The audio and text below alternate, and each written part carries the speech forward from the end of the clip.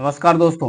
Britain में चुनाव हो रहा था, आम चुनाव हो रहा था। उसमें लेबर पार्टी की जीत हुई थी। जिस पार्टी ने भारत को आजादी दी थी उस समय 1947 में, उसी पार्टी की जीत हुई है। आखिर जो भारतवंशी थे ऋषि सुनक, ये पूर्व प्रधानमंत्री थे ब्रिटेन के, ये क्यों हार गए? क्योंकि वहां ब्रिटेन में इस समय 18 लाख भारतवंशी वहां पर निवास करते हैं। इनकी भी पॉलिटिक्स भारत में जो भारतीय जनता पार्टी यानी बीजेपी है, उसी के नक्शे कदम पर ऋषि सुनक की जो पॉलिटिक्स है वो चल रही थी, यानी हिंदू पॉलिटिक्स, धर्म आधारित पॉलिटिक्स ये भी इस समय कर रहे थे, लेकिन इनकी हार हुई है। अच्छी खासी इनकी हार हो गई है। तो सारे मुद्दे को समझेंगे डिटेल से, और आखिर लेबर पार्टी के बारे में समझेंगे, जो भारत को आजादी दी है उसके बारे में भी समझेंगे।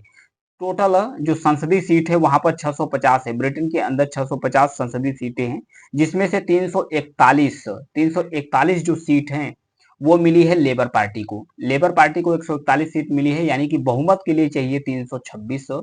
वहां 50% का चुनाव होता है, मतलब कि वहां अगर किसी भी पार्टी को अगर 50% से अधिक, यानी 50+1, 50% से अधिक अगर सीट मिलती है तभी वो सत्ता में आ सकती है। भारत में नियम है कि भारत में जिसको सबसे अधिक मिल गया, चाहे जितना भी मिल गया, जिसको अधिक मिल गया वो सत्ता में आ सकती है, आसानी से सत्ता में आ सकती है। लेकिन वहां पर 50% से अधिक किसी पार्टी को आएगा तभी वो अपना पार्टी मतलब सत्ता चला सकती है और सत्ता में आ सकती है।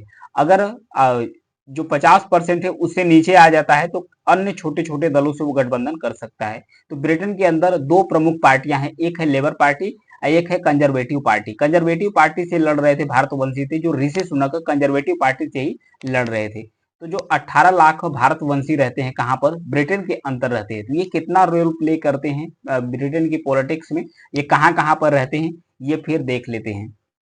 1951 में, यानी कि 1951 में लिस्टर में दक्षिण एशियाई मूल के सिर्फ 624 लोग रहते थे। 1951 में, ध्यान रखिएगा, सिर्फ 624 लोग थे। और फिर लेकिन अभी वहां पर कितने हैं? 43% तो भारतवंशी यानी दक्षिण एशिया के ही लोग हैं। इसमें से 1.25 लाख से अधिक, यानी कि 34%, दक्षिण एशिया के 43% लोग हैं, लेकिन 1.25 लाख से अधिक या 30% यानी 43 में से भी 34%, जो 34% है वो भारतीय हैं, वो भारतीय वहां पर रहते हैं।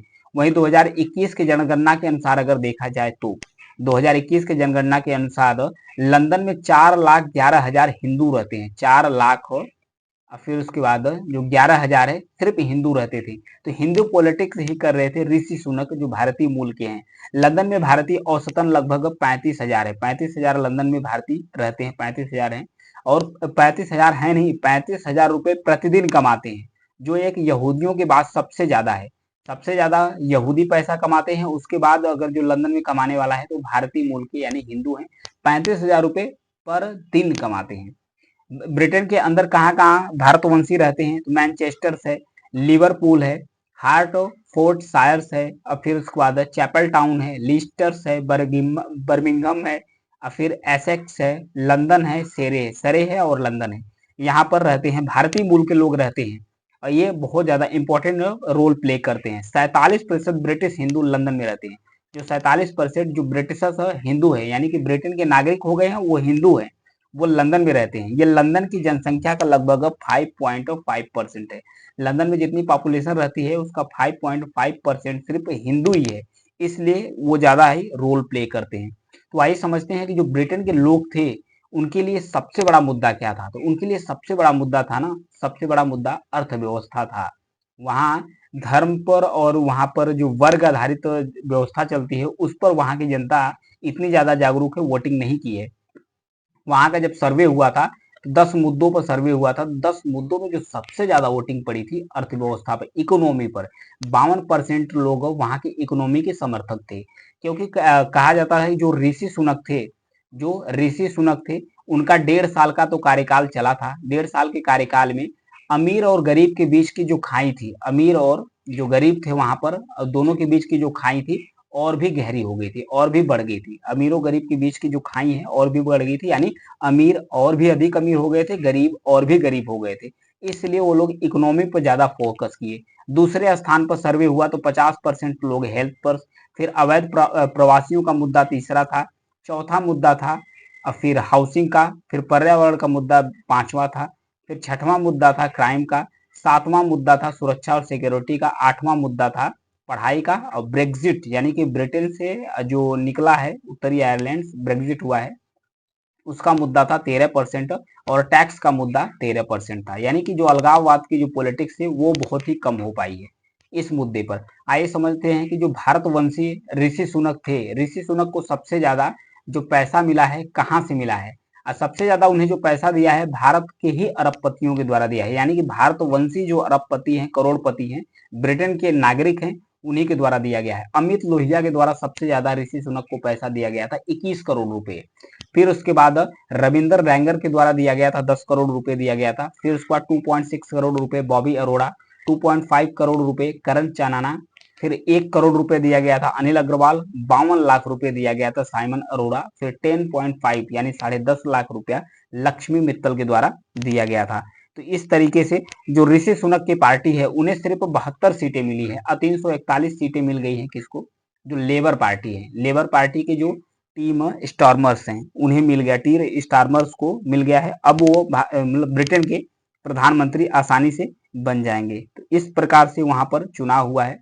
कुछ फिगर देख सकते हैं कि किस प्रकार से किस पार्टी को कितना वोटिंग मिला है।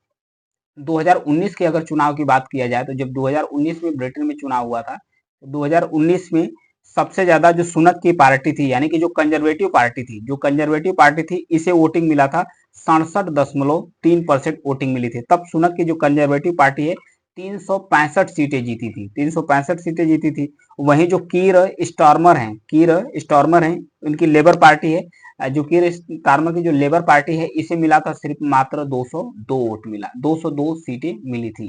अभी इन्हें कितना मिला है, अभी 2024 में इन्हें सीटें मिल गई है 341 मिल गई है, अभी कंप्लीट बताया जा रहा है 342 हो गई है। वहीं कंजर्वेटिव पार्टी जो ऋषि सुनक की पार्टी है उन्हें 72 मिली है, और 47 मिली है लिबरल डेमोक्रेट्स को, और रिफॉर्म यूके को मिला है 4, 6 मिला है सिनफिन पार्टी को, और अन्य को मिला है 28।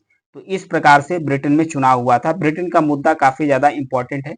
जो अपनी सीट से लड़ रहे थे ऋषि सुनक का अपनी जो सीट से जिस सीट से लड़ रहे थे वो वहां जीत लिए हैं। जीतने के बाद अपनी हार को स्वीकार की है, अपने पार्टी से उन्होंने माफी मांग ली है कि हार का कारण मैं बना, मतलब मेरे वजह से हार हुई, अपने पार्टी से माफी भी मांग ली। और उसके साथ साथ जो कीर स्टॉर्मर हैं, जो कीर स्टॉर्मर्स हैं, जो लेबर पार्टी के प्रधानमंत्री थे, उनकी जीत हुई, उन्हें बधाई भी दे दी, उन्हें बधाई भी दे दी कि आपको बधाई देता हूं कि आप साथ साथ चलते रहिए।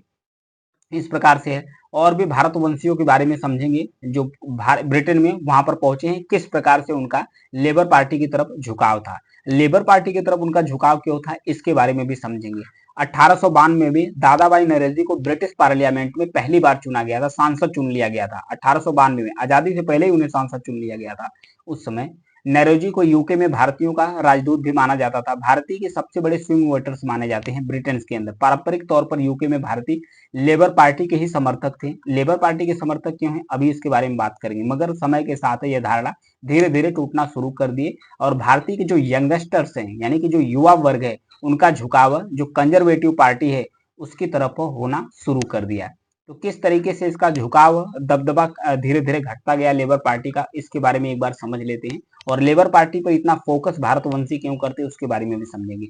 2010 में अगर बात किया जाए तो रेड कलर की लेबर पार्टी है, लेबर पार्टी को 61% वोट मिला है, मात्र 24% वोट मिला कंजर्वेटिव पार्टी को। फिर धीरे धीरे 2015 में आएंगे तो मिला था 57%, धीरे धीरे वोटिंग कम हो रही है। और फिर 31% मिला कंजर्वेटिव पार्टी की।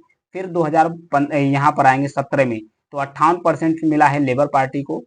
फिर उसके बाद कंजर्वेटिव पार्टी का वोटिंग राइट बढ़ता शुरू किया। 2019 की बात किया जाए तो 30% परसेंटेज तो अधिक मिला था लेबर पार्टी को, लेकिन ये सत्ता मतलब कि सरकार नहीं बना पाई। वहीं 24% मिला है किसको, मतलब कंजर्वेटिव पार्टी को। 2019 में कंजर्वेटिव पार्टी जीत गई थी, वहीं के प्रधानमंत्री थे। तो जो लेबर 1947 में जब भारत की आजादी के लिए यहाँ पर आंदोलन चल रहा था भारत के अंतर्गत, तो ब्रिटेन में उस समय चुनाव हो रहा था। उस समय चुनाव हो रहा था तो दो पार्टियां लड़ रही थी, एक लड़ रही थी कंजर्वेटिव पार्टी, एक लड़ रही थी लेबर पार्टी। तो लेबर पार्टी ने अपने चुनाव में खुला ऐलान कर दिया कि अगर लेबर पार्टी सत्ता में आती थी, उस समय क्लेमेंट एटली थे ब्रिटेन के प्रधानमंत्री, लेबर पार्टी से चुनाव लड़ रहे थे। उन्होंने ऐलान कर दिया कि अगर लेबर पार्टी सत्ता में आती है तो भारत को आजादी दे देगी, तुरंत आजादी देगी। ऐसे ही हुआ, जैसे ही उन्होंने 1947 में अपनी सत्ता में आई लेबर पार्टी, वो घोषणा कर दी कि भारत को ब्रिटेन आजाद करता है। इसलिए जितने भी भारतीय मूल के लोग ब्रिटेन में रहते हैं और ब्रिटेन के नागरिक बन गए हैं, वो ज्यादातर लेबर पार्टी को देते चले आ रहे थे। लेकिन अब उनकी धारणा धीरे धीरे बदल चुकी है, धीरे धीरे उनकी धारणा बदल चुकी है, तो अब वो अपना वोट कहीं भी देना शुरू कर दे रहे थे। तो हालांकि जो भारत ब्रिटेन का राजनीतिक ढांचा है उसके बारे में थोड़ा सा समझ लेते हैं कि ब्रिटेन का जो राजनीतिक ढांचा है वो किस तरीके, काफी हद तक वो भारत से ही मिलता जुलता है, भारत से ही उसका जो राजनीतिक ढांचा है मिलता जुलता है। यहाँ भी संसद के 2 सदन है, भारत में भी जैसे है, भारत में जैसे लोकसभा है और राज्यसभा है, यहाँ पर भी दो है। एक को हाउस ऑफ कॉमन्स बोला जाता है, जो भारत के लोकसभा के तरीके से है, हाउस ऑफ जो कॉमन्स है। एक को बोला जाता है हाउस ऑफ लॉर्ड, एक को जो हाउस ऑफ लॉर्ड बोला जाता है, ये भारत का जो राज्यसभा है उसके तरीके है। तो इस तरीके से है, तो जिस पार्टी को 50% से ज्यादा सीटें मिल जाती है वो सरकार बना लेती है ब्रिटेन के अंदर। 50% से अधिक जिसको सीटें मिली है वो सरकार बना ली। अगर 50% से कम सीटें जिसको मिली तो अन्य पार्टी से, अन्य छोटे छोटे जो दल हैं उससे वो गठबंधन करके अपना सरकार बना सकती है। इसके सदस्यों की संख्या तय नहीं होती है। 20 जून 2024 को ब्रिटेन के अपर हाउस में 784 सदस्य थे ब्रिटेन में। अगर उसकी बात किया जाए, हाउस ऑफ लॉर्ड्स की बात किया जाए, इसके सदस्य फिक्स नहीं होते हैं। 2024 की बात किया जाए तो 700 लगभग 84 सदस्य संख्या थे। ब्रिटेन में भारत की तरह ही वोटिंग से पहले बड़ी बड़ी रैलियां नहीं होती है, वहां पर बड़ी बड़ी रैली नहीं कराए जाते हैं। प्रत्याशी घर घर जाकर, जितने भी कैंडिडेट होते हैं वो घर घर जाते हैं और वोट मांगते हैं, घर घर जाकर वोट मांगते हैं, कैंपेन चलाते हैं। इस दौरान वे मतदाता से सीधे उनकी समस्याओं और चुनावी मुद्दों पर बात करते हैं। इसके अलावा प्रधानमंत्री पद के उम्मीदवार न्यूज चैनल्स को इंटरव्यू देते हैं। जितने भी प्रधानमंत्री पद के उम्मीदवार होते हैं, पीएम पद के, वो न्यूज चैनल को वोट देते हैं। आम जनता जो वहां की है वो देखती है, देखने के बाद जिसका इंटरव्यू उन्हें पसंद आता है वो सीधे उन्हें वोटिंग करते हैं और उसके साथ साथ उन कई जगहों पर वो इवेंट्स भी करते हैं। भारत की तरह बड़ी बड़ी रैलियां नहीं निकाली जाती ब्रिटेन में, यानी कि ब्रिटेन का जो चुनाव है काफी अच्छे तरीके से, काफी सभ्य तरीके से हो रहा है। भारत में जो रैलियां होती है बड़ी बड़ी, उसमें भगदड़ भी होती है, बहुत ज्यादा पैसा भी खर्च होता है। तो अभी इस समय सत्ता में कौन आ गया है? सत्ता में लेबर पार्टी आ गई है, यानी कि टीर स्टारमर्स बन गए हैं ब्रिटेन के नए प्रधानमंत्री। ऋषि सुनक जो कि भारतीय मूल के हैं वो हार चुके हैं। तो इस समय ब्रिटेन का चुनाव संपन्न हुआ है। ये प्रोसेस था ब्रिटेन के चुनाव को लेकर। तो ये था ब्रिटेन से के चुनाव से संबंधित न्यूज एनालिसिस। Thank you.